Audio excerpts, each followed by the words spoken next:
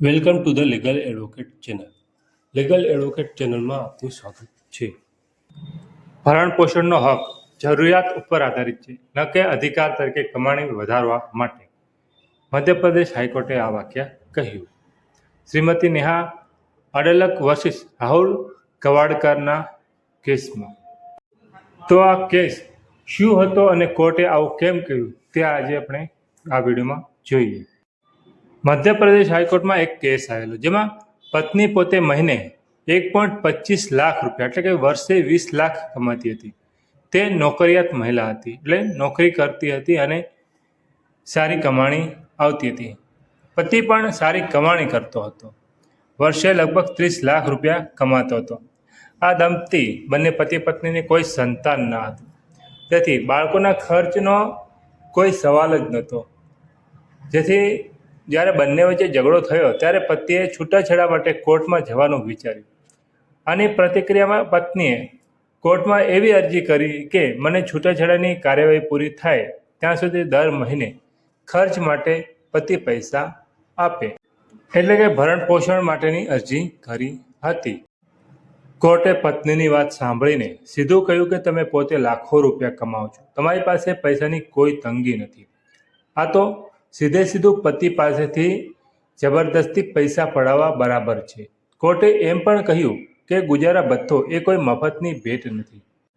જો પત્ની પોતે પોતાનું સારું જીવન જીવી શકતી હોય તો પતિ પાસેથી વધારાના પૈસા માંગવા યોગ્ય નથી. પતિ પત્નીની આવકમાં મોટો તફાવત નથી. કોર્ટે માન્યું કે બંને લગભગ સમાન સ્તરે છે. આ આવક આત્મનિર્ભર રહેવા માટે પૂરતી છે. બંનેને કોઈ સંતાન નથી. બંનેને કોઈ ડિપેન્ડન્ટ એટલે આશ્રિત ન હોવાથી બંનેમાંથી કોઈને પણ વધારાની જવાબદારી નથી. કોર્ટે ધ મર્ચન્ટ ઓફ વેનિસનો ઉલ્લેખ કર્યો, જેનો અર્થ attempt to extract a pound of flesh, એટલે કે અતિશય ક્રૂર અને અયોગ્ય માંગણી.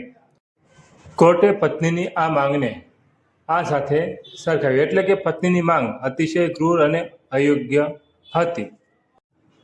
આ કેસમાં કાનૂની સિદ્ધાંત સ્પષ્ટ થાય છે કે મેન્ટેનન્સ ત્યારે જ મળશે જ્યારે વ્યક્તિ પાસે પૂરતી આવક ના હોય, પોતાને મેન્ટેન કરી શકતો ના હોય અથવા સંતાન પરિવારની જવાબદારી હોય. ત્યારે જ વ્યક્તિ મેન્ટેનન્સનો હકદાર બને છે. કોર્ટે તેમના જજમેન્ટમાં ફાઇનલ હુકમમાં પત્નીની અરજી નામંજૂર કરી, એટલે કે પતિએ હવે પત્નીને કોઈ ગુજારા ભથ્થું મેન્ટેનન્સ આપવું પડશે નહીં.